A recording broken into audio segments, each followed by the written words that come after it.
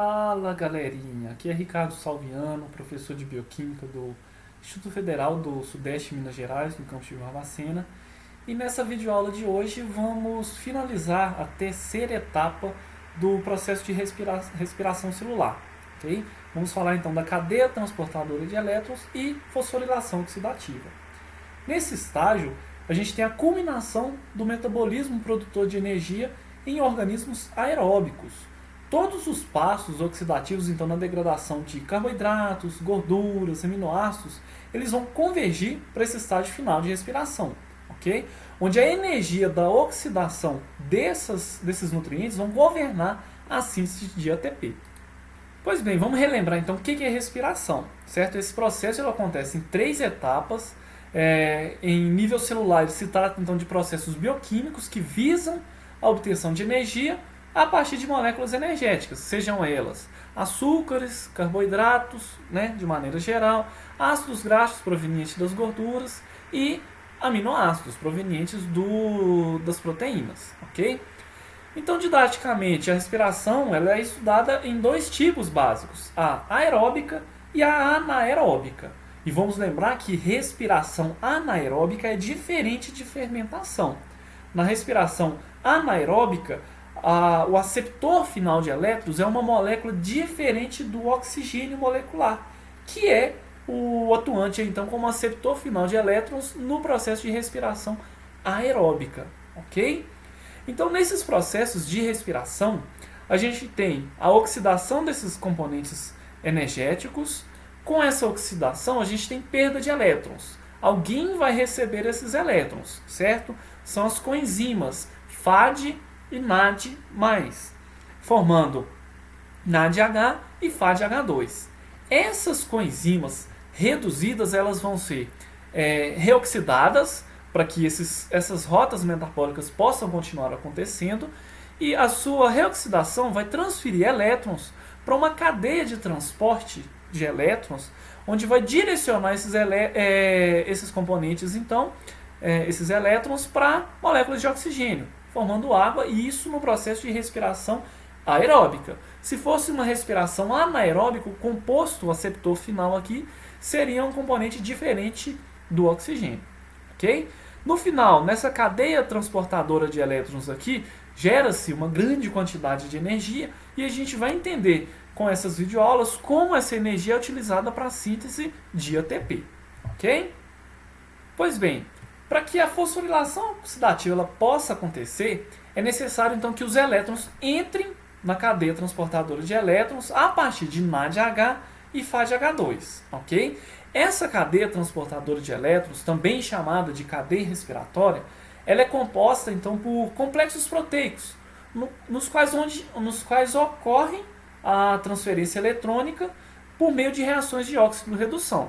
Okay? Então, nesse esquema aqui, a gente tem aqui a retirada dos elétrons de NADH e FADH2, regenerando NAD+, e FAD, que retornam para serem utilizados nas vias glicolíticas, de degradação de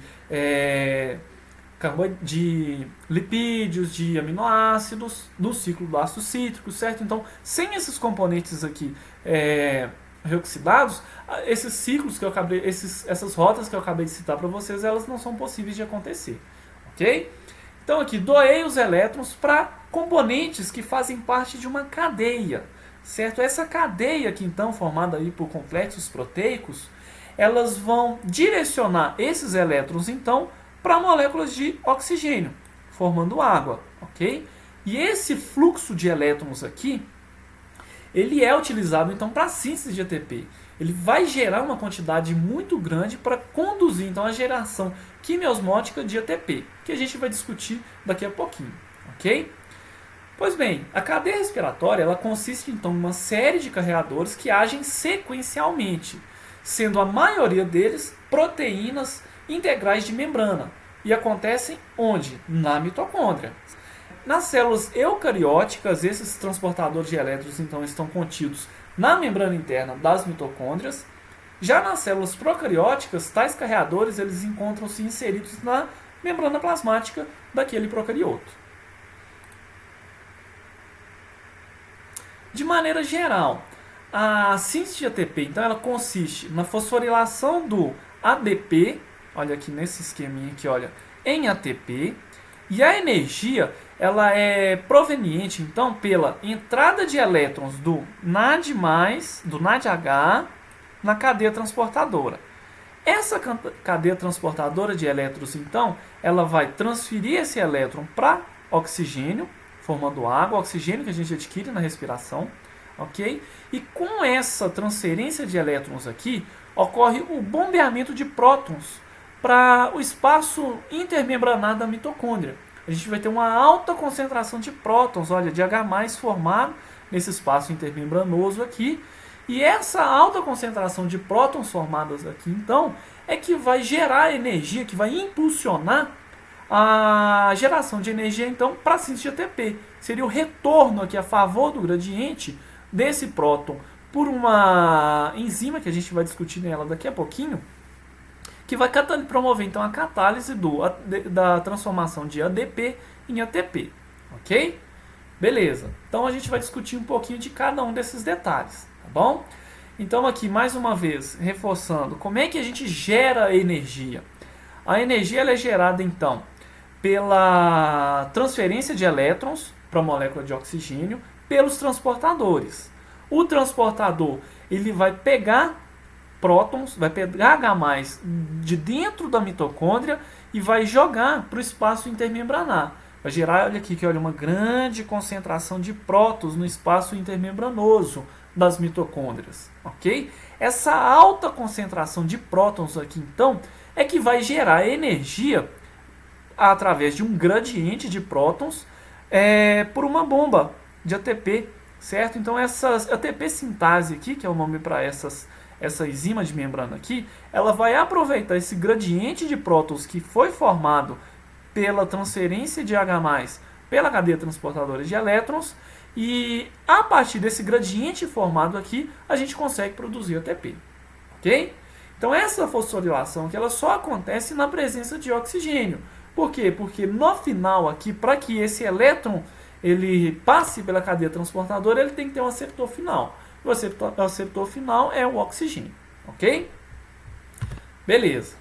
Vamos tentar entender então como é que esses transportadores de elétrons atuam. Ok? Os carreadores, eles são ligados então na membrana das mitocôndrias e a gente tem aqui alguns compostos específicos que vão promover então esse transporte de elétrons, ok? O primeiro componente que a gente vai ver aqui, e eu peço bastante atenção para vocês aqui nesse momento, é a ubiquinona ou ubiquitina, conhecido também como Q ou coenzima Q, certo? Essa molécula ela é um componente extremamente apolar. Olha aqui, ela tem um componente aqui que olha uma cadeia derivada de isopreno, repetido aqui 10 vezes. Esse componente aqui ele é extremamente hidrofóbico, ok? De modo que a coenzima Q, ou ubiquinona, é um componente presente no interior das membranas, da dupla camada lipídica, no interior das membranas das mitocôndrias, ok? Como é que esse componente ele funciona como um carreador de elétrons? Ele pode existir tanto no seu estado oxidado como reduzido. Olha aqui comigo, imagina que esse componente aqui totalmente oxidado, eu tenho aqui duas carbonilas no anel da coenzima Q, da ubiquinona, ok? Ao receber um elétron, ele vai estar aqui numa forma radical, conhecida como semiquinona, ok? E vai formar aqui uma hidroxila. Ele pode receber outro elétron e mais um próton, formando o ubiquinol, que é a forma totalmente reduzida desse componente, ok? Então o que a gente tem que ter em mente aqui? Eu posso ter a ubiquinona totalmente oxidada e eu posso ter ela totalmente reduzida. Quando ela é oxidada, eu tenho aqui no anelzinho aqui, que olha, carbonilas. Quando ela está reduzida, eu tenho hidroxilas, ok? Então aqui, para transformar essas carbonilas em hidroxilas, eu vou precisar de elétrons e de prótons. Ficou claro? Beleza, então esse componente aqui ele pode funcionar como um transportador de elétron. Ele pode receber o elétron do NAD, do FAD, e pode deslocar para outro componente proteico daquela cadeia transportadora de elétrons. Ok? Então são reações que são reversíveis. Ela pode caminhar tanto entre o estado oxidado quanto o reduzido. Além da ubiquinona, a gente tem outros transportadores de elétrons que são derivados dos grupos prostéticos do citocromo. Eles apresentam aqui como grupo prostético um grupamento M na sua constituição, derivado aqui de um anel de protoporfirina, ok? E todos eles aqui, eles vão ter aqui em comum um centro reativo aqui que, olha, com uma molécula de ferro, ok? Então, o ferro metálico aqui, ele vai ser um cofator, ele vai estar complexado ao grupamento M aqui de citocromos, ok? E o ferro a gente sabe que é um metal que pode estar tanto na sua forma oxidada quanto na sua forma reduzida. É muito fácil a gente transportar elétrons entre moléculas de ferro. Ele pode estar aqui existindo na forma de ferro 2 ou ferro 3, certo? Então o ferro ele pode receber o elétron de uma determinada molécula e ele pode doar esse elétron para uma outra molécula, ok? Então aqui o ferro ele vai funcionar como também um transportador, da mesma maneira que a ubiquinona que a gente viu anteriormente. No entanto, aqui a gente tem um metal que vai fazer esse processo. E esse metal, o ferro, ele vai ser oxidado ou reduzido. Diferente da coenzima Q, da ubiquinona, aqui a gente não recebe prótons. Okay? A gente não tem H+ envolvidos nesse processo aqui. O ferro ele pode estar oxidado ou reduzido, certo? Ferro 2+ ou 3+. Além do ferro proveniente ali dos grupamentos M nos citocromos, a gente tem também na cadeia transportadora de elétrons centros de ferro e enxofre. O que seria esses centros de ferro e enxofre? Imagine comigo uma proteína. Nessa proteína da cadeia transportadora de elétrons, eu tenho alguns centros que vai ter uma alta concentração de aminoácidos de cisteína. Eu vou ter enxofre na sua constituição. E esse enxofre ele vai promover então a complexação também com moléculas de ferro. E a gente já sabe como é que o ferro atua. O ferro ele pode estar novamente no seu estado oxidado ou reduzido. Ele pode receber elétron, formando ferro 2+, ou ele pode perder elétrons, formando ferro 3+, ok? Então aqui nesses centros de ferro e enxofre eu tenho moléculas de ferro que vão receber e doar esses elétrons, ok? Então eu posso ter complexos mais simples com uma molécula de ferro, 2, 4, formando aqui, olha, complexos entre o ferro e o enxofre. Então esses centros aqui na proteína são chamados de centros de ferro e enxofre. E assim como os grupamentos M, eles também não recebem prótons nas suas reações de transferências de elétrons. Ficou claro? Pois bem, os complexos multienzimáticos inseridos dentro da membrana, então, eles podem ser separados. O que são esses complexos enzimáticos? São proteínas que vão fazer as transferências de elétrons, ok? A gente tem 4 tipos de transportadores. Eu tenho aqui que, olha, o complexo 1, 2, 3 e 4.